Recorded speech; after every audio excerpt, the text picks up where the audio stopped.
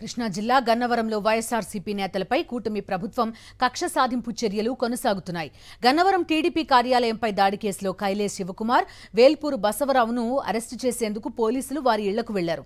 వారిద్దరూ ఇళ్లలో లేకపోవడంతో శివకుమార్ కుమారుడిని, బసవరావు కొడుకును అదుపులోకి తీసుకుని గన్నవరం పోలీస్ స్టేషన్కు తరలించారు. విచారణ నిమిత్తం విజయవాడలోని సిఐడి కార్యాలయానికి తీసుకెళ్లారు. పోలీసుల తీరుతో వారి కుటుంబ సభ్యులు ఆందోళనకు గురవుతున్నారు.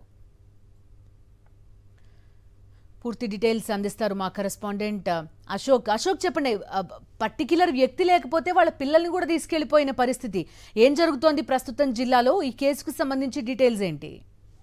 ఇది గన్నవరంలో టీడీపీ కార్యాలయంపై దాడి జరిగిందంటూ గత ఎప్పుడో ఏడాదిన్నర క్రితం జరిగిన కేసుకు సంబంధించి వైసీపీ నేతలను టార్గెట్ చేస్తూ కక్షపూర్తిగా కేసులు అయితే కూడా కొనసాగుతున్న పరిస్థితి కనబడుతుంది.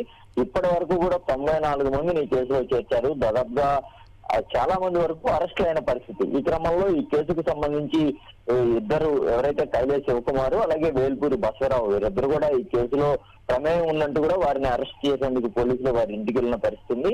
ఆ సమయంలో వారి ఇళ్లలో లేకపోవడంతో వారి కుమారులైన శివకుమార్ కుమారుడు అలాగే బసవరావు కుమారుడు వారిద్దరిని కూడా పోలీసులు తీసుకొచ్చి స్టేషన్ కు తీసుకొచ్చిన పరిస్థితి. వీరిలో శివకుమార్ కుమారుడు ఇటీవలే హైదరాబాద్ లో అతను చదువుకుంటున్నాడు. ఇటీవలే పండుగ సందర్భంగా ఇంటికి వచ్చిన పరిస్థితి. మరి కొద్ది రోజుల్లో ఇక్కడ నుంచి ఆయన హైదరాబాద్ వెళ్తాడన్న సమయంలో ఈ ఎవరైతే పోలీసులు వారిద్దరిని తీసుకొచ్చి గన్నవరం పోలీస్ స్టేషన్ లో చెలసేపు ఉంచారు. ఆ తర్వాత విచారణ నిమిత్తం విజయవాడలోని సిఐడి కార్యాలయానికి తరలించారు. అయితే దీని మీద అటు వారి కుటుంబ సభ్యులు కావచ్చు, వైసీపీ శ్రేణులు ఆందోళన వ్యక్తం చేస్తున్నారు.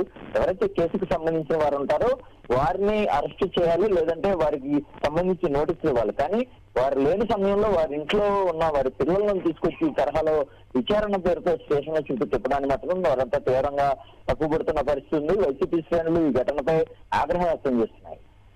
Okay Ashok, thank you.